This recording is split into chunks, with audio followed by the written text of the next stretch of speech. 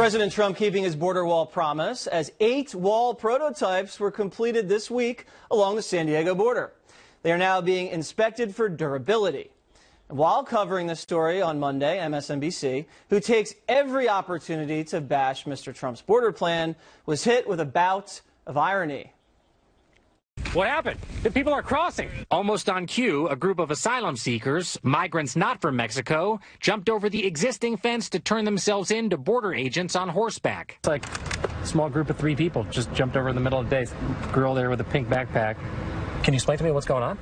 This is the reality of everyday border enforcement. The United States is still the draw, the ultimate draw.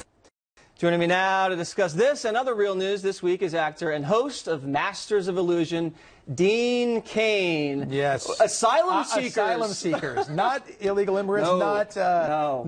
refugees. Refugees. They were coming over for asylum. That was it. Yes. Not undocumented illegal immigrants. None of that. No. Asylum seekers. And I can't believe they actually put this in the package. It's surprising. I'm surprised. Normally you'd think they would edit that out and go, right. That didn't happen here. The walls, they're terrible. It's That's awful. right. No need. The border's fine. Now the reporter's name is Jacob Soboroff. I've seen him out in the conventions. A lot of shoe leather on the ground. He does a good job. But asylum seekers, that's not really sure. Why doesn't he call them nomads while he's at it? Yes, because nomads just wander over. Just wander around, just wandering. They're maybe looking for lunch. Yeah, I think that was one story where they were trying to get an angle, and then a whole other story developed. Reality intruded. Now, I want to show you a tweet. This is Ellen DeGeneres, and she was wishing Katy Perry a happy birthday. She says, "Happy birthday, Katy Perry. It's time to bring out the big balloons." And she was looking down at Katy Perry. Now, just in the current environment with everything swirling around, if that had been a man who had said that, destroyed. Nuked on the spot. Literally just flesh coming off. There's no way you could do that. Never work again. PC culture's gotten out of control. I don't think Ellen meant anything bad. She didn't. It's a quote from a song that Katy Perry has about the big... Great fun, but if a man had done it, finished. Right, and she actually caught a lot of heat on Twitter for doing that.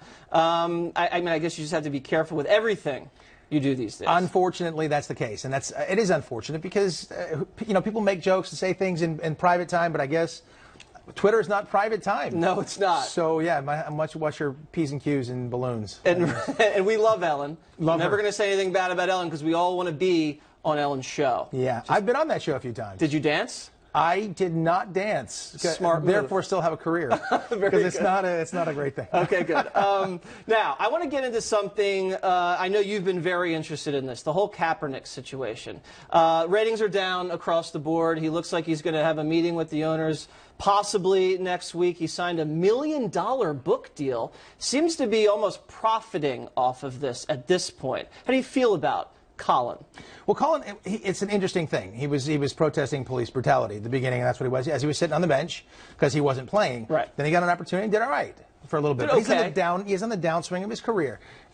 He opted out of his contract. People fail to say this all the time. He opted out of his final contract, the final year of his contract, testing the free agent market. Nobody wanted to pick him up. And bad move. The thing about it, he's having this meeting with the owners, and it's about, they're colluding to keep him out. Here's the deal.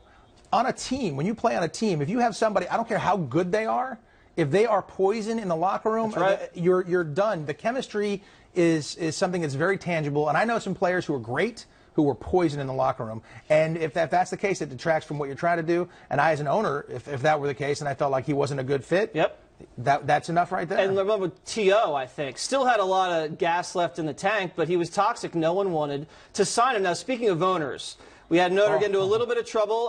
Texans owner Bob McNair said we can't have the inmates running the prison. He's talking about the whole kneeling controversy. Now, he had to apologize for that. People are very upset with that comment. Perhaps wrong choice of words. Yeah, I would agree. Yeah, that was certainly not the right thing to say. It's unfortunate that he said that, but what he's saying is, the employees can't be dictating policy, which is maybe a better way to have said it. Right. It was the prison analogy. The prison, of course, did not work. And it shouldn't, and that was an awful thing to say. Now, did you play football at some point? Yeah, I played In college, I played at Princeton University. Right. What position? Free safety. Okay. And then I played professionally for the Buffalo Bills for about an hour and a half. Hour and a half. I got injured, so I was out. But I still have lots of friends, and Jason Garrett's one of my closest friends. Who's Where'd the head coach you hurt? Of the Cowboys. My knee, my right knee. But you don't take a knee. I would never. You would never do that. I would never take a knee. Listen, if your problem is that you want to protest against police brutality, there are better ways to go about that. I think Roger Goodell's done a very poor job. I would agree. In handling this and other scandals. I don't like how he handled Adrian Peterson. I don't like how he handled Ray Rice. I don't like how he handled Tom Brady.